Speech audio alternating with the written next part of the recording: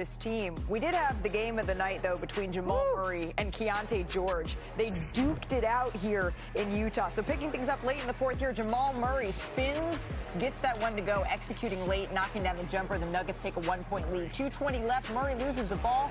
Watch Kyle Filipowski here. Picks it up, full court heat to Keontae George, who throws it down. So now it's the Jazz playing that tune up by 4. A few possessions later, all knotted. Keontae George finishes that layup inside, plus the foul. It's his second game back after missing a couple weeks with that injury. And he would finish with 36 points. Next Nuggets possession here, Murray, that cold mid-range jumper. He has 43 points now, Nuggets down 1. And then Jamal working again in the final seconds here. Can't get that one to go, but a foul would be called on the jumper. Elijah Harkless appears to hit him maybe on the wrist there. Oh, he definitely got it. So watch Nikola Jokic, the frustration maybe boiling over here, Tim? Yeah, there's been a whole lot of this. We saw a little fracas in OKC the other night. He's frustrated, I think, with physical play against him, and honestly, I think he's frustrated with his own play recently. So Filipowski, though, was called for a foul on that one. Will Hardy, none too pleased. Tough break for the Jazz, though. Jokic missed the free throw. Nuggets up by 1. And now Jokic saying, no, pleading his case. George can't finish the layup. The call would be overturned. The Nuggets are awarded possession. This is a last chance. Can't get it to go. Murray finished with 45 points in this one, his 9th 45 point of the game. I don't know, though. That was a tight one there for the Denver Nuggets. They did improve to 10-0 when Jamal Murray scores 40 points in his regular season career. It's the 4th time scoring 40 this season. That's twice as many as any other year in his career. But they needed every one of those points to beat the Utah Jazz. Tim, you've spent a lot of time here with the Denver Nuggets, and they've been facing a ton of injuries, and they're really piling up, especially at the wing position. Aaron Gordon, Cam Johnson, Peyton Watson is out as well. How confident are they that they still have time to put this thing together? Well, they're hoping to get 20, maybe 15 games with that group together going into the playoffs. They are confident that they can be a real threat in the Western Conference if they get healthy, but it is a big if. They're expecting to get Peyton Watson and Aaron Gordon back soon.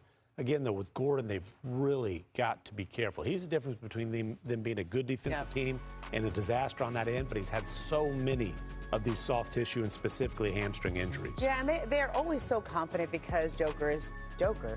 But, somebody pointed out to me, it's a lot better than last year at this time. Last year at this time, when things were just falling off the rails, coach got fired, the GM got fired with a couple games left to go in the season, and they got it together at the end. And I think there's this confidence because of all the playoff success they've had over the years that this group has been together, that they will figure it out as long as they get healthy at the end. Yeah, but we weren't seeing this last year, and maybe the bar is low if that's what they're saying is, good news, it's not where we were last year when we had to fire a head coach.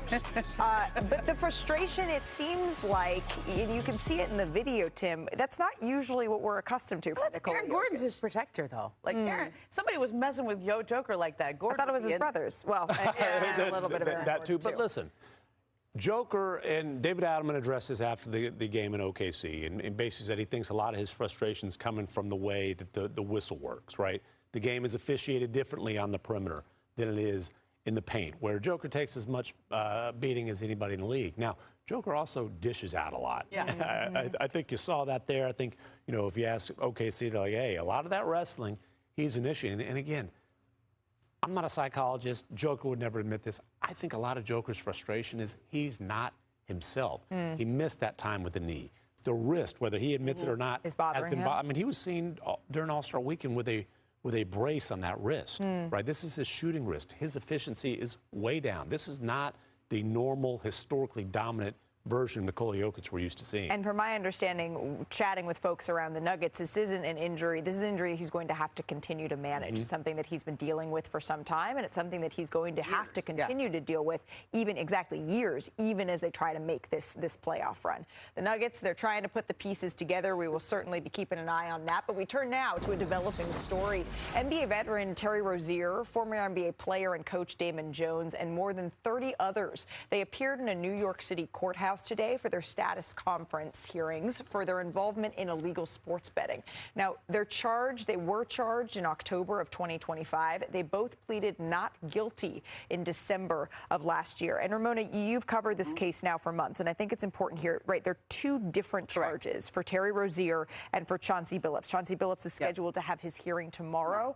What are those different charges? So the hearing today is about the gambling case. This is about providing non-public information to sports bettors who then place bets on games. Okay, so this is or taking yourself out of a game that somebody had a bet on. The hearing tomorrow is about the rigged poker games, and that is the one where Chauncey Billups and Damon Jones are alleged to have been quote-unquote face cards as part of the cheating team, where they were using x-ray glasses and they had rigged shuffling machines and Chauncey was obviously a famous player, so the people would like to play alongside of him, and that's what that case is. Okay, so two different charges, two different cases that we're looking at here. And this morning you had a piece up on ESPN.com where you reported in detail Chauncey Billups' case here. What do we know about the case against the former head coach? Well, a lot of what's happened between November, the last appearance, and now is that the defense attorneys have now had 3 months to go through all of the evidence and all the discovery in this case. Prosecutors said it was a terabyte of data that they had to go through. Wow. And so back in November, any discussion that anybody would have with prosecutors about whether they would cooperate or not cooperate, how they were going to defend their clients, you weren't worth having a discussion at that point because you didn't even know what the discovery was in this case. So now people have had time to sit with it. There's also 31 defendants in the courtroom. Usually you break up a case into smaller groups. And at that point, it was not appropriate to divide that up. But I think that's what will probably happen over the next couple of days, is that people will try to separate into different groups. They'll try to separate into different jurisdictions. All this right now is in New York, although the games that Chauncey was alleged to have played in were in Las Vegas. And so I think there's going to be a lot of procedural stuff here. The case against Chauncey, though, really comes down to, and what we're all trying to understand is, how did he become involved in this? You know, how, and there's a couple central figures in this, one of which is Damon Jones, who, as we wrote about in the piece, you know, he's a very close friend of Damon Jones. They lived together during COVID for a couple of months at Chauncey's house in Colorado. Damon Jones is named in both of these indictments. Another man is Eric Ernest, who served 12 years in prison on a drug charge. He's the guy who was at the poker game, and he's the one who Chauncey allegedly called as part of the gambling case. And so you're kind of wondering how he became involved in this. And now, presumably, his attorneys have more of an idea of what the government may think that evidence is. Okay, so it sounds like the central question here that we are looking to have answered is, how did Chauncey Billups become involved? But this sounds incredibly complicated, a terabyte of data that everyone and the trial is not expected to start at September until the earliest. Okay, so there is a lot to begin our show with Giannis making his long-awaited return after his 15-game absence. He was out with that calf injury. It's the second one of the season. He was hosting the Boston Celtics last night. So here with Ramona Shelburne, Tim McMahon. Let's get straight to the action here. Giannis imposing his will early here, Tim. Yeah, that looks like Giannis just getting right to the rim whenever he wants. Getting to the rim exactly when you need him. There he is. 1-on-3. He subbed out, though, after 6 minutes in the first here, and then early in the second, Giannis still on the bench. This is when the Celtics start to make their run. Sam Hauser pokes it away. Pritchard picks it up. Oh. Not eligible for the award, but best sixth man in the league. Celtics up by 12, and then next possession, Nikola Vucevic finds Hauser. It's been a nice fit there, Vucevic. Drains the three. The Celtics, they lead by 15, so off to the third we go. Bucks down 14. A little big-to-big action here. Miles Turner finds Giannis, who stuffs it this time over 1, 2, 3. Count them. Yeah, that's 4 Celtics defenders. Still, though, it's a big lead for the Celtics. Giannis once again spins his way inside. He had 19 points, 11 rebounds. But here, you see the Celtics' depth on display. Derek White takes it the other way, gives it back here to Gonzalez. Watch him. Finds him for the nice little backdoor cut. Celtics go on to win this one 108-81. Here's Giannis on how he felt in his return. Versus the Bucks for us, Jamal Collier. Jamal, you're in the Bulls arena right now, but you were in Milwaukee last night. What was the feeling around Giannis and his return here?